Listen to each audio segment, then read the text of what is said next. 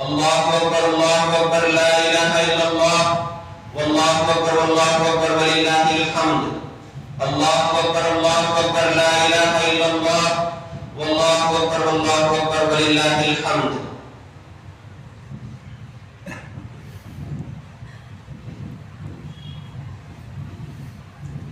بزرگان کرام،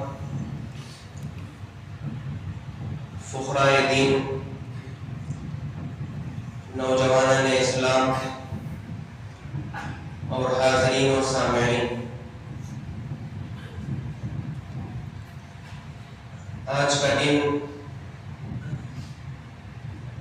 عید الاضحیٰ، اسلام کی دونوں عیدوں میں سے یہ دوسری عید ہے جس کے اندر اللہ کا تقرب حاصل کرنے کے لیے قربانی دی جاتی ہے. یہ وہ دن ہے جو ان پاک ہستیوں کی یاد دلاتی ہے جنہوں نے اللہ کے راستے میں اپنی جان کی بھی پرواہ نہ کی. یہ وہ دن ہے جو ہمیں یاد دلاتی ہے حضرت ابراہیم علیہ السلام کی، جنہوں نے اللہ کے راستے میں اپنے بیٹے کی بھی پرواہ نہ کی. یہ وہ دن ہے جو ہمیں یاد دلاتا ہے بی بی ہاجرہ علیہ السلام کی، یاد دلاتا ہے جنہوں نے اللہ کے راستے میں اپنے بیٹے کو قربان کر دیا، قربان کرنے کے لیے تیار ہو گئی. یہ وہ دن ہے جو ان کی قربانیوں کو یاد دلاتا ہے. اسلام کے ہر عید ہمیں کوئی نہ کوئی پیغام دیتی. عید الفطر ہمیں پیغام دیتی ہے کہ ہم اللہ کے راستے میں خرچ کریں، غریبوں کی خیر گیری کریں اور بھائی چارگی بڑھائیں اور اللہ کا شکر ادا کریں. تو وہیں عید الاضحیٰ ہمیں پیغام دیتی ہے کہ ہم اللہ کے راستے میں اپنے آپ کو قربان کر دیں. اللہ کی جب بات آتی ہے، جب شریعت کی بات آتی ہے، جب اللہ کے رسول کی بات آتی ہے، جب قرآن کی بات آتی ہے، جب حدیث کی بات آتی ہے، تو نہ وہاں پر ہمارا کوئی رشتہ دار سامنے آتا ہے، نہ ہمارا باپ آتا ہے، نہ ہمارے بیٹے آتے ہیں، اور نہ ہی ہمارا کوئی دوست آتا ہے. بلکہ جب اللہ کی بات آتی ہے اور اللہ کی شریعت کی بات آتی ہے تو سب چیزیں نیچے ہوتی ہیں اور سب سے اوپر ہمیں اللہ ہوتا ہے، اور اللہ کے لیے ہم قربان ہو جائیں تو یہ ہمارے لیے بہت سعادت کی بات ہوتی ہے. ہمیں عید الاضحیٰ پیغام یہ دیتی ہے کہ غیر اللہ کی محبت کو دل سے نکالا جائے. آئیے ہم چلتے ہیں عید الاضحیٰ کے پس منظر میں. مکے کی وہ وادی جہاں پر بی بی ہاجرہ کو ابراہیم علیہ السلام نے چھوڑا تھا، اس سے پہلے ابراہیم علیہ السلام دعا کرتے ہیں کہ اے اللہ مجھے نیک بیٹا عطا فرما، ربی ہب لی من الصالحین. اللہ تعالیٰ آپ کی دعا کو قبول فرماتے ہیں اور کہتے ہیں کہ وبشرناہ بغلام حلیم، کہ ہم نے ابراہیم علیہ السلام کو ایک نیک اور بردبار بیٹے کی بشارت دی. اللہ تعالیٰ کو اسماعیل علیہ السلام عطا فرماتے ہیں. اسماعیل علیہ السلام بڑے ہوتے ہیں، جب وہ چلنے پھرنے لگتے ہیں، جب وہ نوجوانی کے قریب پہنچتے ہیں تو اللہ تعالیٰ ابراہیم علیہ السلام کو حکم دیتا ہے، خواب کے ذریعے حکم دیتا ہے کہ اپنے بیٹے کی قربانی دو. ذرا سوچئے کہ اگر کسی باپ کو کہا جائے کہ اپنے بیٹے کو ذبح کرو تو کون سا باپ ہوگا جو تیار ہو جائے؟ لیکن ابراہیم علیہ السلام نے اللہ کے حکم کی تعمیل کے لیے غیر اللہ کی محبت کو دل سے نکالا، اپنے بیٹے کی محبت کو دل سے نکالا اور اللہ کی محبت کو آگے رکھا. پھر جب حضرت ابراہیم علیہ السلام اسماعیل علیہ السلام سے پوچھتے ہیں کہ مجھے خواب میں آیا ہے کہ میں تم کو ذبح کر رہا ہوں، بتاؤ کہ تم کیا چاہتے ہو؟ تو اسماعیل علیہ السلام فرماتے ہیں یا ابت افعل ما تؤمر، کہ اے میرے باپ آپ کو جو حکم دیا گیا ہے آپ وہ کر گزریے. ستجدنی انشاءاللہ من الصالحین، انشاءاللہ آپ مجھے نیک لوگوں میں پائیں گے. تو دونوں جاتے ہیں. فلما اسلم وتلہ للجبین، جب دونوں نے اللہ کے حکم کے آگے سر جھکا لیا اور ابراہیم علیہ السلام نے اسماعیل علیہ السلام کو پیشانی کے بل لٹا دیا. فلما اسلم وتلہ للجبین ونادیناہ ان یا ابراہیم قد صدقت الرؤیا، تو اللہ نے وہاں سے ندا دی، اللہ نے آواز دی کہ اے ابراہیم تو نے خواب سچ کر دکھایا. قد صدقت الرؤیا انا کذالک نجزی المحسنین، ہم اسی طرح نیک لوگوں کو جزا دیتے ہیں. وفدیناہ بذبح عظیم، اللہ تعالیٰ ایک جانور کے بدلے میں آپ کو بچا لیتے ہیں.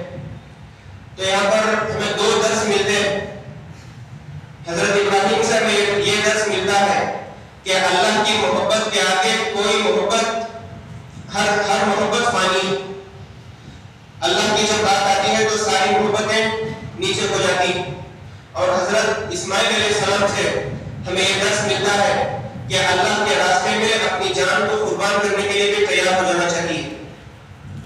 آج دیکھتے ہیں کہ ہم مسلمانوں میں دیکھتے ہیں کہ سب کے اندر، اکثر لوگوں کے اندر زندگی سے محبت ہوتی ہے، دنیا سے محبت ہوتی ہے. ہر کوئی چاہتا ہے کہ میری عمر زیادہ ہو، ہر کوئی چاہتا ہے اگر بڑھاپے میں بھی ہے تو اس کو اگر موت قریب آتی ہے تو وہ سوچتا ہے کہ میرے اور زیادہ سال بڑھ جائے. لیکن زیادہ عمر اور زیادہ زندگی کی آرزو کرنا یہ کافروں کا عمل ہے. کافر زیادہ زندگی کی آرزو کرتے ہیں اور مومن اپنے رب سے جلد ملاقات کرنے کی آرزو کرتا ہے. تو آج اس درس کو زندہ کرنے کی ضرورت ہے کہ ہمیں اللہ کے راستے میں قربان ہونے کے لیے تیار ہو جانا چاہیے. آج دیکھا جاتا ہے اگر کوئی نیک کام کیا جاتا ہے جس میں خطرہ ہوتا ہے، جان کو خطرہ ہوتا ہے یا پھر رشتہ داروں کو خطرہ ہوتا ہے، تو لوگ اکثر یہ کہا کرتے ہیں کہ یہ کام مت کیجیے، آپ کو اس سے جان کا خطرہ ہوگا، لوگ ٹھیک نہیں، آپ اس سے دور ہو جائیے. لیکن ہمیں شریعت یہ درس دیتی ہے کہ اللہ کے راستے میں اللہ کے دین کو قائم کرنے کے لیے ہمیں اپنے رشتہ داروں کی تو دور کی بات اپنے آپ کی بھی پرواہ نہیں کرنی چاہیے. تو عید الاضحیٰ کا پیغام، عید الاضحیٰ کے درس میں سے دو درس یہ ہے کہ غیر اللہ کی محبت دل میں کم ہو اور اپنی جان کی بھی پرواہ نہ ہو. اسلام ایک کامل اور جامع دین ہے. اسلامی شریعت اللہ کی اتاری ہوئی آخری شریعت ہے. اس کے بعد نہ کوئی شریعت آنے والی ہے، نہ کوئی نبی آنے والا. اسلام کے جتنے بھی احکام ہیں سب کے سب پرفیکٹ اور صحیح و سالم. ہر حکم کے پیچھے کوئی نہ کوئی حکمت اور کوئی نہ کوئی مصلحت ضرور ہوتی. اسلام کا ہر حکم، ہر لا بامعنی اور لاجیکل ہوتا ہے. آج آپ دیکھتے ہیں کہ حکومتیں غربت اور غریبی کو مٹانے کی بات کرتی ہیں. بڑی سے بڑی حکومت پریشان ہے کہ کیسے غربت کو اپنے ملک سے نکالا جائے، کیسے غریبوں کی غربت کو ختم کیا جائے، اور وہ کوشش میں ہے کہ نئے سے نئے قانون لا کر غربت کو ختم کیا جائے. لیکن سارے کے سارے قانون غربت کو مٹانے میں، غریبی کو ختم کرنے میں ناکام رہے ہیں. اس لیے ناکام ہے کیونکہ انسان کا بنایا ہوا قانون خدا کے قانون کی برابری نہیں کر سکتا.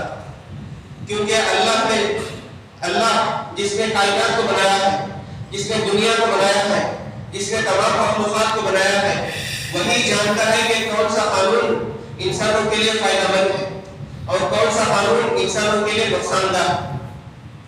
لہذا آج دیکھا جاتا ہے کہ غربت کو مٹانے کے لیے حکومتیں آبادی کو کم کرنے کی بات کرتی ہیں.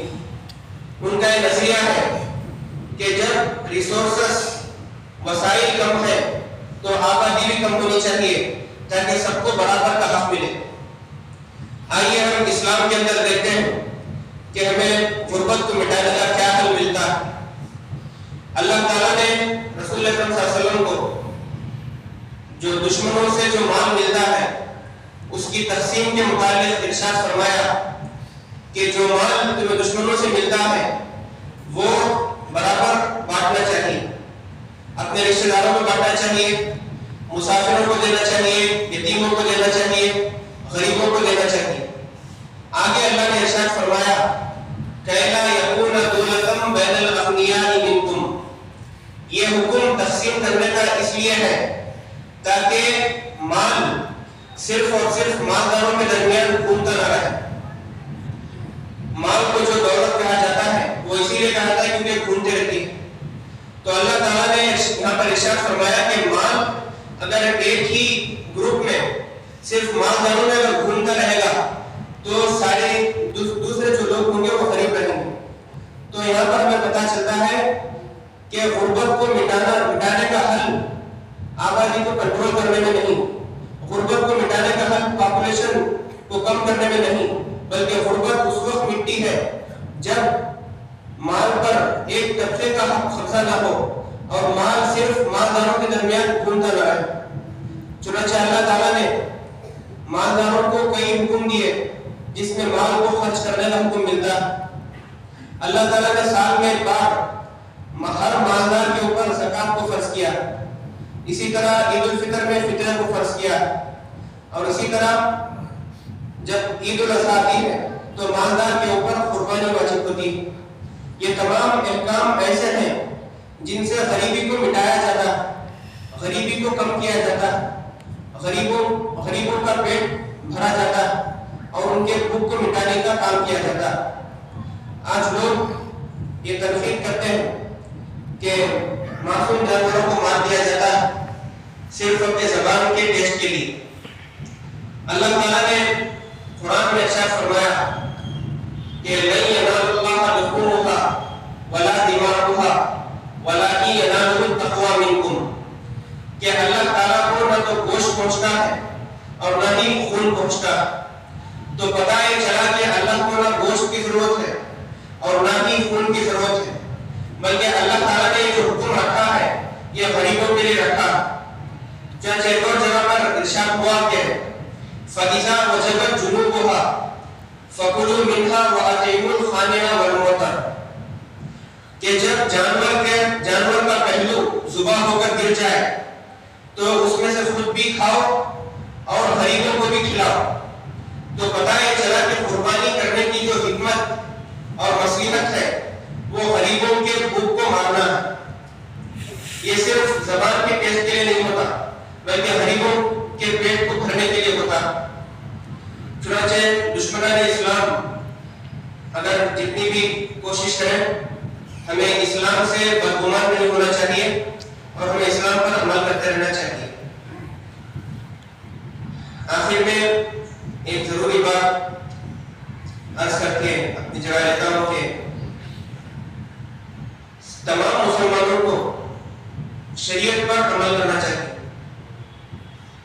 شریعت دو چیزوں کا مجموعہ، ایک قرآن اور ایک حدیث۔ اگر کوئی انسان قرآن اور حدیث کو پکڑے رہے گا تو اللہ تعالیٰ نے اس کے متعلق فرمایا کہ وہ قیامت کے دن نبیوں کے ساتھ ہوگا، نبیوں کے ساتھ، شہداء کے ساتھ، شہیدوں کے ساتھ ہوگا اور نیک لوگوں کے ساتھ ہوگا۔ یہ صرف قرآن اور حدیث کی اتباع کرنے کا ثمرہ ہے۔ تو اگر شریعت کے سامنے کوئی بھی چیز آتی ہے تو ہمیں اس کو چھوڑ دینا چاہیے۔ شریعت کے خلاف میں اگر کسی کی بھی بات آئے تو ہمیں اس پر عمل نہیں کرنا چاہیے بلکہ اس کو ترک کر دینا چاہیے۔ چنانچہ بڑے بڑے علماء کرام اور اولیاء اعظام کا ہمیں قول ملتا ہے۔ امام اعظم ابو حنیفہ رحمۃ اللہ علیہ فرماتے ہیں کہ اگر میرا کوئی قول اور میری کوئی بات حدیث سے ٹکراتی ہے تو تم اس کو چھوڑ دو، اس کو دیوار پر مارو۔ یہ امام اعظم ابو حنیفہ یہ وہ شخص ہیں جنہوں نے صحابہ کرام کو دیکھا۔ آپ نے سب سے پہلی بار اسلامی قانون کو مرتب کیا اور آپ بہت بڑے ولی تھے، اپنے زمانے کے بہت بڑے ولی اور تابعی تھے۔ چنانچہ آپ نے کہا کہ آپ کے قول اگر حدیث سے ٹکراتا ہے تو اس کو چھوڑ دینا چاہیے۔ اسی طرح امام شافعی کا بھی قول ملتا ہے کہ اگر میرا کوئی قول حدیث سے ٹکرائے تو اس کو چھوڑ دو۔ اسی طرح آپ آئیے اور نیچے آئیے، امامنا کا ہمیں قول ملتا ہے کہ میرا جو بھی قول آپ کو ملے اس کو دیکھو کہ حدیث اور قرآن سے موافق رکھتا ہے یا موافقت نہیں رکھتا۔ اگر قرآن اور حدیث سے موافق ہے تو وہ میرا قول ہے اور درست ہے، لیکن اگر قرآن اور حدیث کے خلاف ہے تو وہ بالکل بھی میرا قول نہیں ہو سکتا، بلکہ سننے والے کی غلطی ہوتی۔ چنانچہ ہوتا یہی ہے، جو بڑے بڑے شخصیات ہوتی ہیں ان کے بارے میں غلط فہمیوں کو عام کر دیا جاتا ہے، بہت سی غلط باتوں کو ان سے منسوخ کر کے لوگوں میں پھیلا دیا جاتا ہے، جس سے یہ لگتا ہے کہ یہ بات انہوں نے کہی۔ اسی لیے اسی فتنے سے اور اسی چیز سے بچنے کے لیے امامنا نے کہا ہے کہ تم قرآن اور حدیث سے پرکھ کر دیکھو، اگر میری بات قرآن اور حدیث کے مطابق ہے تو وہ میری ہے، ورنہ وہ میری نہیں۔ چنانچہ بہت سی باتیں ایسی ہیں جن کو امامنا کی طرف منسوخ کر دیا گیا۔ آپ نے کوئی کتاب نہیں لکھی، آپ کے ہاتھ سے کوئی کتاب نہیں لکھی، بلکہ جو بھی کتابیں لکھی گئی ہیں وہ بعد میں لکھی گئی، اور آپ نے ہمیں فارمولا دے دیا کہ قرآن اور حدیث کو سامنے رکھو۔ چنانچہ بھائی لیلۃ القدر کا مسئلہ کہ لیلۃ القدر کے متعلق ایک غلط فہمی عام ہے ہمارے اندر کے 27ویں شب لیلۃ القدر متعین، اور کہا جاتا ہے کہ ہم 100% ایمان کے ساتھ اور 100% یقین کے ساتھ ہم لیلۃ القدر 27ویں شب میں مانتے ہیں، لیکن ہم حدیثوں کی کتابوں کو اٹھاتے ہیں تو بخاری کی کتاب میں ہمیں ملتا ہے کہ آپ صلی اللہ علیہ وسلم سے شب قدر کا علم اٹھا لیا گیا، آپ صلی اللہ علیہ وسلم کو معلوم کیا گیا تھا کہ فلاں رات شب قدر ہے، لیکن اللہ تعالیٰ نے مصلحت کے طور پر اس رات کے علم کو اٹھا لیا اور آپ کو بھلا دیا کہ کون سی رات شب قدر ہے۔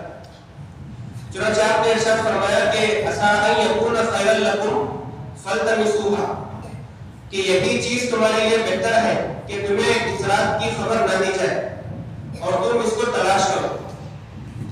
لہذا بڑے بڑے علماء اکرام اور بہت سے اولیاء اعظام نے اس رات کو تلاش کیا، تو اکثر میجارٹی نے یہ پایا کہ 27ویں شب لیلۃ القدر ہو سکتی ہے، لیکن بعض علماء ایسے ہیں اور بعض صحابہ بھی ایسے ہیں جو یہ کہتے ہیں کہ دوسری راتوں میں شب قدر آتی ہے۔ لہٰذا یہاں پر 5% ڈاؤٹ آ رہا ہے، 95% یہی لگتا ہے کہ 27ویں شب قدر ہے، کیونکہ اکثر اور میجارٹی یہ کہتی ہے کہ 27ویں شب قدر ہے، لیکن بعض علماء کہتے ہیں کہ جن میں صحابہ بھی آتے ہیں کہ 27ویں شب نہیں ہوتی بلکہ دوسری رات ہوتی۔ لہٰذا جب اس چیز کے اندر ڈاؤٹ آ گیا تو ہم یہ کبھی بھی کہہ نہیں سکتے کہ 27ویں شب متعین ہو چکی۔ اسی طرح میں رسول اکرم صلی اللہ علیہ وسلم کا قول ملتا ہے کہ تمہیں یہ نہ بتایا جائے کہ کون سی رات شب قدر ہے، تو ہمیں اسی پر عمل کرتے ہوئے ہمیں شب قدر کو تلاش کرنا چاہیے۔ شب قدر کی کئی علامتیں بتائی گئی ہیں حدیثوں میں کہ جب اس کی سورج نکلے گا، اس رات کے بعد جو سورج نکلے گا اس کی جو شعاعیں ہوں گی وہ تیز نہیں ہوں گی بلکہ اس میں ٹھنڈک ہوگی۔ تو بہت سی یہ علامتیں بتائی گئی ہیں، ان کو نظر میں رکھ کر ہمیں داغ راتوں میں تلاش کرنا چاہیے۔ چنانچہ امامنا کے متعلق یہ بات پھیلائی گئی ہے کہ امامنا نے متعین کر کے بتا دیا کہ 27ویں شب قدر ہے۔ ایسا نہیں ہے، بلکہ حقیقت یہ ہے کہ آپ نے جب تلاش کیا کہ کون سی رات شب قدر ہو سکتی ہے تو آپ کو ایک پتہ چلا کہ شاید ہو سکتا ہے، غالب امکان ہے کہ 27ویں شب قدر ہوتی، لیکن آپ نے ہمیں کہا ہے کہ مذہب ما کتاب اللہ و اتباع محمد رسول اللہ، تو ہمیں حدیثوں میں ملتا ہے کہ شب قدر کو تلاش کرنا چاہیے اور شب قدر کو ڈھونڈنا چاہیے۔ امام اللہ کے متعلق بڑے بڑے علماء اکرام نے گواہی دی ہے کہ آپ شریعت پر مکمل عمل کرتے تھے، لہذا آپ کیسے کہہ سکتے ہیں کہ 27ویں شب متعین ہے؟ یہ بات ہمارے ذہن میں بھی نہیں آتی کہ آپ شریعت کے خلاف کوئی بات کہیں۔ مولانا ابوالکلام آزاد اور مولانا ابوالحسن ندوی اور اسی طرح امامنا کے قریب کے علماء میں سے بہت بڑے بڑے علماء نے اور اکثر علماء نے کہا ہے کہ آپ کی ذات میں کوئی شک نہیں، آپ شریعت پر مکمل عمل کرتے تھے، ولی کامل تھے اور عالم حق یعنی سچے عالم تھے۔ عالموں میں دونوں قسم ہوتی ہیں، چند لوگ ایسے ہوتے ہیں جو اپنے فائدے کے لیے کچھ بھی کہہ دیتے ہیں، لیکن اصل عالم وہ ہوتے ہیں جو عالم حق ہوتے ہیں، یعنی اپنے فائدے کو بھی وہ سامنے نہیں رکھتے اور شریعت کو لاگو کرتے ہیں۔ چنانچہ بہت بڑے عالم حضرت شاہ ولی اللہ محدث دہلوی نے کہا ہے کہ سید محمد جیون پوری عالم حق یعنی سچے عالم اور واصل باللہ یعنی اللہ کے مقرب بندے تھے۔ تو جب بڑے بڑے علماء نے کہا ہے تو ہم یہ کیسے کہہ سکتے ہیں کہ آپ نے شریعت کے خلاف کوئی بات نہیں ہوگی؟ لہٰذا بہت سی باتوں کو آپ سے منسوخ کر کے پھیلا دیا گیا ہے جن کو نکالنے کی ضرورت ہے، فلٹر کرنے کی ضرورت ہے۔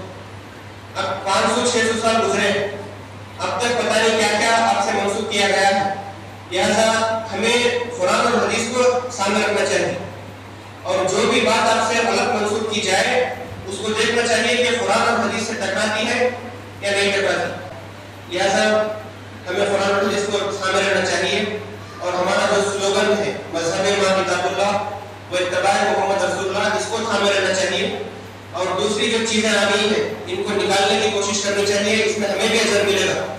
ابھی میں نے کہا کہ ہمیں نہ تو جان کی پرواہ کرنے کی ضرورت ہے، نہ ہمیں کسی مال کی پرواہ کرنے کی ضرورت ہے۔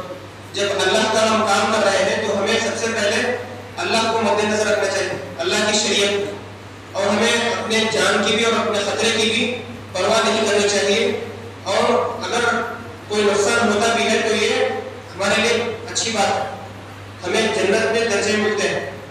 تو لہٰذا اللہ سے دعا ہے کہ اللہ تعالیٰ ہمیں شریعت کی مکمل پیروی کرنے کی توفیق دے اور ہمیں اس کے شریعت کو نافذ کرنے کی اور لاگو کرنے کی اور سب سے پہلے خود عمل کرنے کی ہمیں توفیق عطا فرمائے اور ہمارے اندر اتحاد اور اتفاق پیدا فرمائے، ہماری جماعت کے اندر اتحاد اور اتفاق پیدا فرمائے اور ہم سب کو اس کے نیک راستے پر چلائے۔ آمین۔ وآخر دعوانا ان الحمد للہ رب العالمین۔